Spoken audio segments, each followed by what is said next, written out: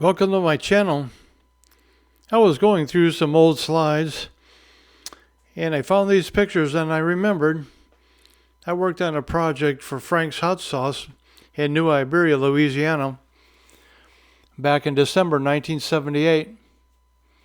It was a project that we were working on to convert from barrel to bulk fermentation. I'd like to take you along for a ride.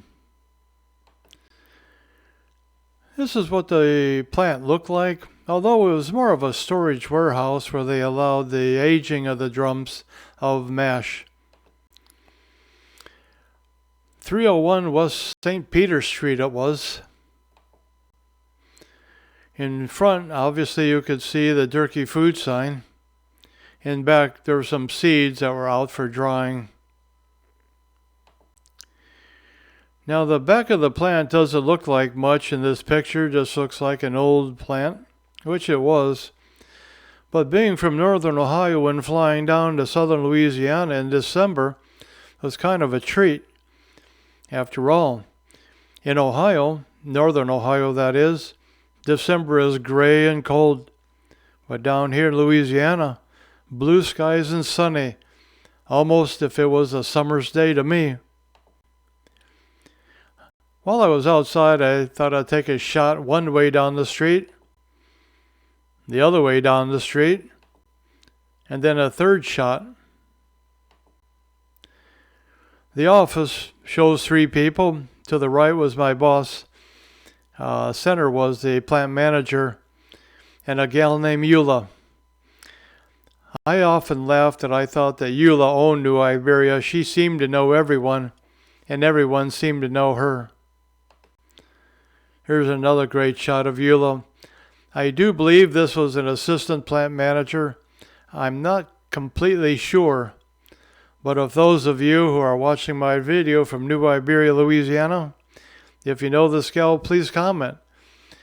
I have very fond memories, even though my time there was only a few short days.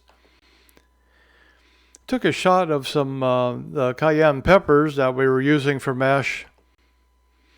The vat where after the peppers are ground up, salt are added to this vat, and then of course the vat is pumped into drums. Something that looks like these, and of course then they have to be manhandled and put out of the way once they start filling. Each drum was filled with mash and then topped off with about 2 or 3 inches of coarse salt. The plant looked a lot like this. You had storage barrels on one side, open top barrels ready to go, and that's what the fermentation tanks look like, brand new. We isolated a salt-tolerant Tarolopsis yeast from the surface samples of mash. We then isolated and grew yeast cultures in bulk for inoculation in the control tubs and bulk tanks. Although these tubs were inoculated, it didn't seem to make any difference. So these fiberglass tubs were stirred once a week to see if we couldn't decrease that fermentation time. Of course, after stirring, the mash looked beautiful, smelled good, kind of a pungent red pepper. Certainly different than finished mash, but it was certainly on its way. Looking at these 4 jars, the control on the left, it showed that there was basically no difference at all. The fellow in the center I thought might be a city inspector for all I knew. And the plaid was an engineer, and then the right was a PhD.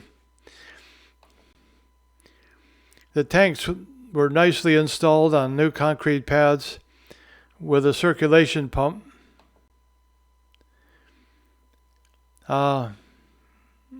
The Cajun restaurant. On our last day there, we were taken to this Cajun restaurant.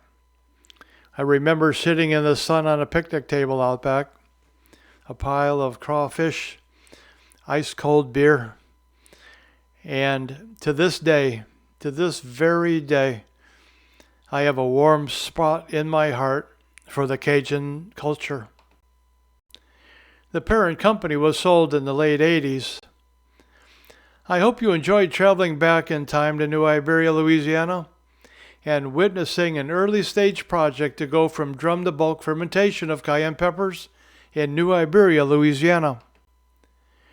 This presentation is an experiment for me. I'm in the process of sharing 50 years of knowledge acquired from various disciplines. You might say a mechanic of science, speaking in basic, understandable terms. Please like and subscribe. Comments welcome. I appreciate you watching. Take care. Thanks.